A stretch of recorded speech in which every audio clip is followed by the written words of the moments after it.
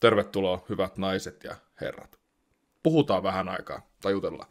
Tää ei tule olemaan pitkä video. Pistäkää johonkin taustalle pyörimään siksi aikaa, kun kuuntelette pari asiaa. Ihan ensimmäiseksi aamukahvi. Mä kävin aamulenkillä lähin 6:00. Siellä on vittu 17 astetta pakkasta tällä hetkellä. Kello on nyt 7:20. Tässä on kerännyt käymään suihkut ja pisut ja pesut ja laittamaan hellaan tulet ja silleen kahvia tässä nyt on. Ihanan lämmin kahvi. Mutta hei ihan ensimmäiseksi niin kaikille uusille tilaajille, ketkä on kanavalle ilmestynyt tässä nyt kuluneen 2-3 kuukauden aikana, vai mitä tässä nyt on mahtanut mennä. Niin syyskuun, lokakuun. Niin, no joo, 3 kuukautta. Eikä ole, vähän jotain sinne päin. Niin, tervetuloa teille kaikille, kiva nähdä, että olette kanavan löytänyt, toivottavasti tykkäätte ja kaikkea hyvää. Mutta sitten noihin itse pelailuihin. Mä en nyt jaksa hirveästi höpötellä tai liian pitkästi höpötellä, joten pidetään homma lyhyenä ja simppelinä ja mennään suoraan asiaan. Eli tekniset ongelmat. Pleikkarilla tosiaan, kun Last of Usia pelannut, kaapparikorttina toimii Elgato HD 60 Pro, ja siinä on tyyppivikana joissain korteissa semmoinen, että staattinen rätinä saattaa alkaa ihan yhtä äkkiä, se loppuu sitten kun se haluaa, tai sitten se ei lopu koskaan. Se tarkoittaa käytännössä sitä, että täytyy PC aina bootata, että se rätinä niin kuin häviää, ja se on semmoinen, mitä mä en halua tonne videoihin niin kuin taustalle, joten uusi kaapparikortti on tulossa jossain kohtaa sitten, kun saatavuusongelmat helpottaa. Ja se tarkoittaa käytännössä sitä, että tammikuussa jatkuu Last of Us Part 1.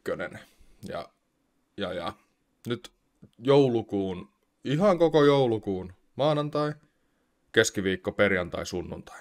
Niin kaikki videot tulee olemaan Resident Evil 4 remakeä PC:llä pelattuna. Ja tää on oikeastaan äärimmäisen hyvä, sinänsä kurjaa, koska mä tiedän, että siellä on jotkut, jotka tykkää sitä Last of Usia katsoa, ja sitten on osa, jotka tykkää katsoa GTA 5 tosi paljon. Mutta tämä GTA 5 on itse asiassa sitten joulukuun ajan tauolla. Koittakaa kestää.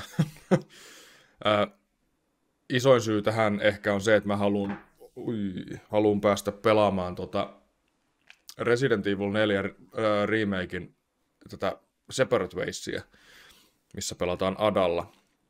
Ja mä ajattelin ensin, että mä en pelasta sitä niin kuin normitarinaa läpi ollenkaan, vaan rupean pelaamaan niin kuin Separate Waysia suoraan ja nauhoittaa sitä. Mutta sekään ei ole kauhean hyvä, koska mä haluan ikään kuin ne molemmat sinne sitten. Ja siksi kaiken lisäksi, kun R4R on niin pirun hyvä peli, niin sen pelaa ihan mielellään. Mutta 4 videoa viikossa R4 joulukuun ajan ja tammikuussa jatkuu sitten normaalisti Last of Us Part 1, GTA 5, Resident Evil 4 remake. Ja sitten kun nämä 3, tai oikeastaan no GTA on niin pitkä peli, että se tulee jatkumaan todennäköisesti joulukuuhun 24. No hei,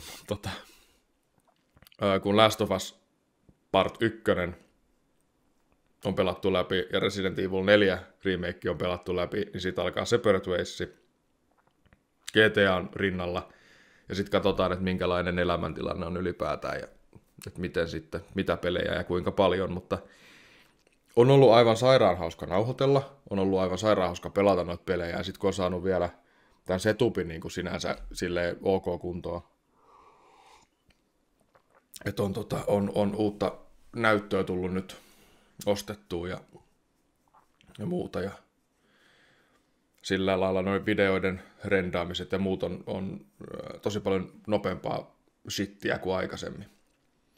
Mutta tää oli vähän niin kuin se mun juttu. En jaksa toistaa enää, mitä sanoin, te kuuntelitte. Tai sitten te ette kuunnellut. Jos te ette kuunnellut, niin kelatkaa vähän taaksepäin ja kuunnelkaa uudestaan. Mutta lyhyestä virsi kaunis. Joulukuun ajan teitä viihdyttää. En niinkään minä, mutta Resident Evil 4 remake. Ja sen jälkeen sitten jatketaan normaalilla tyylillä. Ja niin kuin silleen uuden vuoden jälkeisellä tarmolla. Sieltä jatkuu edelleen siis 4 videoa viikossa. Ja koitetaan löytää vähän semmoista vaihtelua sitten tietenkin, että kun saadaan noita pelejä aina nippuun, niin Toki mä pelaan lähtökohtaisesti niitä pelejä, mitkä mua itseä kiinnostaa. En mä niinku, tietenkin semmosia toiveita nyt silloin joskus vuosia sitten tuli, ja siellä oli osa semmosia, mitkä sitten lopulta itse niinku yllätyin, että kuinka hyviä pelejä ne oli, mitä tuli pelattua. Deadlight oli yksi aivan pirun hyvä, ja Neverending Nightmares oli toinen, ja mitä niitä nyt oli kaikki. Mutta tämmosilla jutuilla eespäin. Iso kiitos kaikille, jotka jakso katsoa tämän videon. Pelataan seuraavalla kerralla. Ja hyvää alkavaa joulukuuta. Pyhät lähestyy. Vuosi lähestyy loppuaan. Ottakaa kaikki ilo irti. Tehkää kivoja uuden vuoden lupauksia. Ja rikkokaa ne tammikuun 1. päivänä. Ei mitään, nähdään. Moi!